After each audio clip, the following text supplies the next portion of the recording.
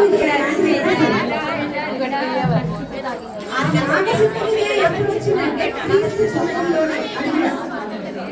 సంవత్సరం వచ్చి 2617 సంవత్సరాలు అంటే ఆవిడ 2628 సంవత్సరాలు పుట్టారు. ఆవిడ ఆత్మహత్య చేసుకుంది 2617 సంవత్సరం. అంటే అది మనం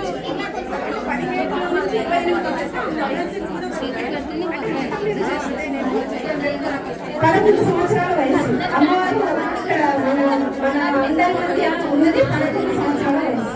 మన అమ్మవారు 11 సంవత్సరాల వయసులో 11వ ఏట అగ్ని ప్రవేశం చేశాడు.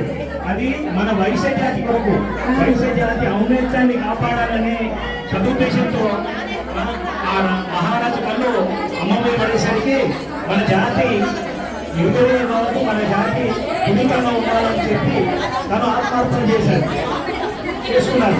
ఆమె వెంట మన 108 గోత్రాల వాళ్ళు కలిసి 108 గోత్రాల వాళ్ళు అమ్మవారితో కలిసి అమ్మవారి ఆత్మార్పణ చేసుకోవడం జరిగింది.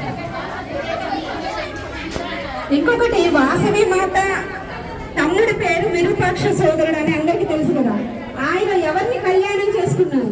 విరూపాక్ష స్వాముల వారు. మనమంతా ఇందాక పాడాం కదా వాసవి మాత కీర్తనలో ఉంటే ఆ మాట. నమస్తే మేడం.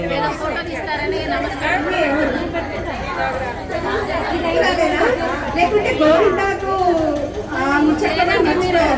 దాంట్లో ఉంది కదా, ఆవిడ పెళ్లి చేసుకుంది బాగానే అత్తమామతో నాకు పాడారు కదండి, రత్నవతి రమణి తోడా.